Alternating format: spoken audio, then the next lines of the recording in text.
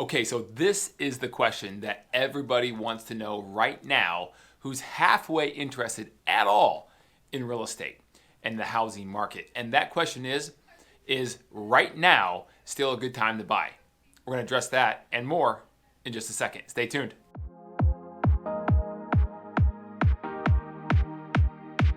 Hey guys, this is Kelly with the Kelly Cook Real Estate Group. We are your Arizona real estate specialist. Guys, as always, if you want to see all homes on the market, like all three of them, just kidding, there's more than that. Like 4,800, 5,000 homes on the market for sale in the Phoenix greater metro area.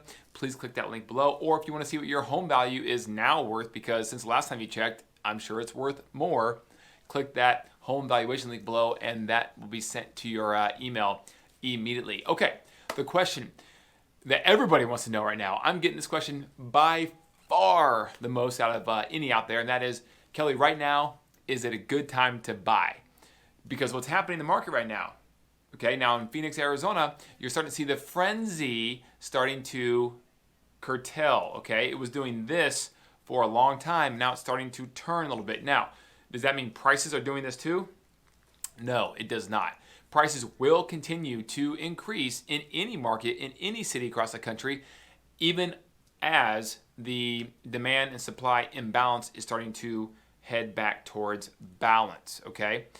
So during that time, it's going to still increase. It will just increase at a slower rate as opposed to doing that in the first quarter and towards the end of last year that it's been doing here in the Phoenix market. So why is it a good time to still buy? And guys, the answer to that question is, yes, it is, and that's not because it's a sales tactic here, guys. Here's how I'm gonna back it up for you with the stats. Comparing this era we're in right now to the most recent era when we had a collapse, 2005, 2006. Okay, so let's look at the facts and not make emotional decisions, right? So here we go. There's a good slide we'll put on the screen here for you, and it's a comparison between the area of right now and 2005, 2006, right? So let's go through a couple of these main criteria. Projected market shift. Everyone thinks the market is going to shift and collapse, and there's going to be all these foreclosures and buying opportunities, and that's subjective. And there could be some buying opportunities, but not like we saw in 2005 and 2006 when it eventually collapsed.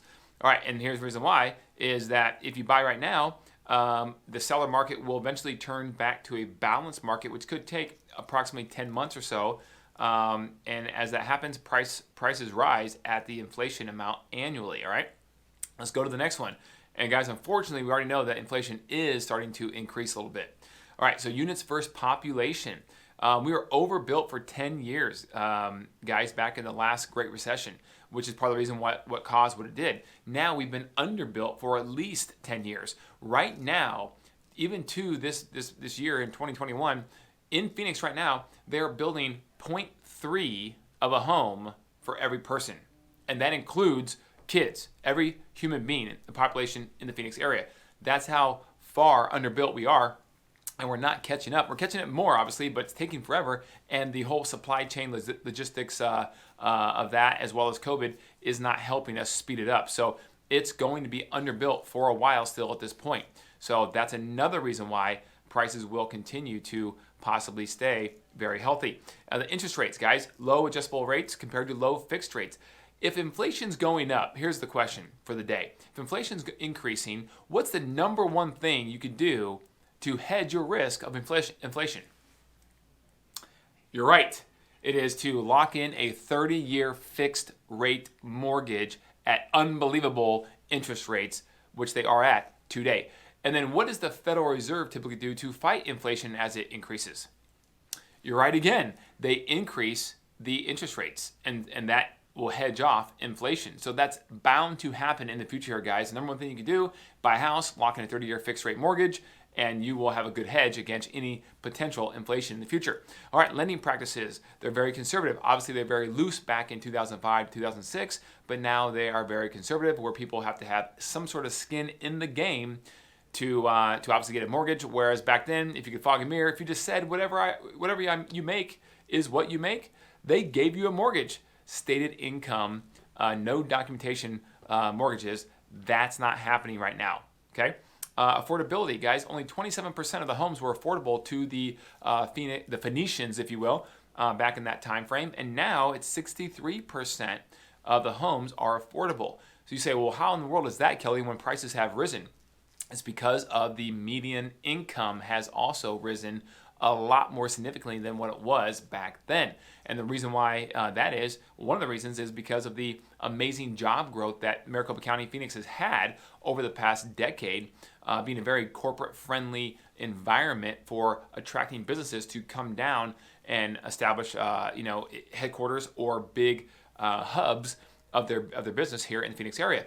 Apple making a huge investment down here in the East Valley. Intel, another huge business investment down in Chandler. You have the Taiwan Semiconductor plant coming in North Phoenix. You have Google and Uber have their headquarters of the driverless vehicles and all that technology right here in Phoenix, and so on and so forth, guys. So it's a very, very corporate-friendly environment here in the Phoenix area, which has lent to median income skyrocketing over the past 10 to 12 years, which wasn't before that. It wasn't the case, right? We are very service-heavy industry, and that's what we relied on, the tourism and the service industry. So the next one, guys, is rent versus buy. Right now, it is cheaper to actually buy than it is to rent. Rents have actually increased. From the year 1999 to about 2016, rents steadily stayed between about, I think it was about 65 to 74 cents a square foot.